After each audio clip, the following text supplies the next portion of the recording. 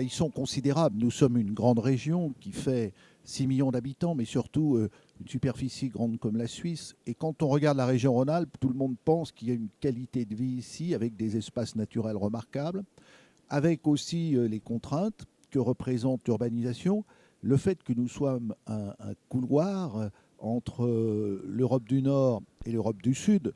Donc à partir de là, beaucoup de problèmes de transit, beaucoup de problèmes de circulation. Et puis nous subissons, comme toutes les régions, les conséquences à la fois de la consommation des espaces agricoles et puis les conséquences souvent d'une industrialisation qui a été mal maîtrisée. L'exemple qu'on peut citer, parce qu'il est à l'esprit de tout le monde, c'est que le Rhône est pollué durablement par les PCB, c'est-à-dire par le renvoi de déchets de pyralène qui ont pollué le fleuve depuis maintenant plus de 30 ans et qui fait qu'aujourd'hui la pêche est interdite et que les milieux naturels sont menacés. Donc voilà des exemples, à la fois une grande qualité des espaces, mais une fragilité accentuée par la pression urbaine, par la pression des déplacements et puis par une consommation des espaces qui a été souvent qui a négligé la durabilité. Voilà des enjeux pour nous. Ajoutons à cela évidemment ce qui se passe au niveau français, européen, international, les problèmes de l'énergie que nous vivons comme partout, sur les questions du bâtiment, sur les problèmes liés au gaz à effet de serre. Et vous aurez un tableau, pas complet, mais qui montre bien les enjeux du développement durable pour notre région. D'une façon générale, en France, les régions sont à l'avant-garde des politiques du développement durable.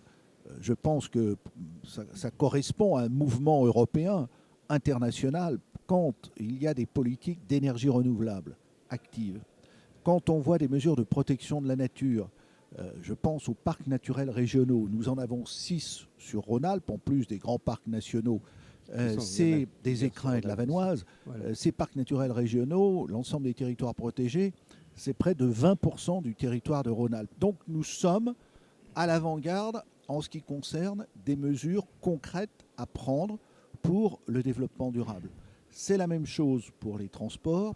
Le transport ferroviaire au niveau régional était quasiment abandonné il y a encore une dizaine d'années. Les régions ont pris le relais et on voit une croissance très forte du trafic qui correspond à la demande du public, mais aussi aux efforts qui ont été réalisés pour améliorer les voies, pour avoir du matériel neuf, pour avoir un système qui réponde aux demandes des usagers. C'est ce qu'on appelle le cadencement chez nous, une billettique commune. Donc vous voyez que les efforts des régions sont engagés sur beaucoup de sujets. Et quand on a parlé du Grenelle de l'environnement, moi je représentais les régions de France au Grenelle, bien souvent on était en avance, on était ceux qui proposaient des solutions.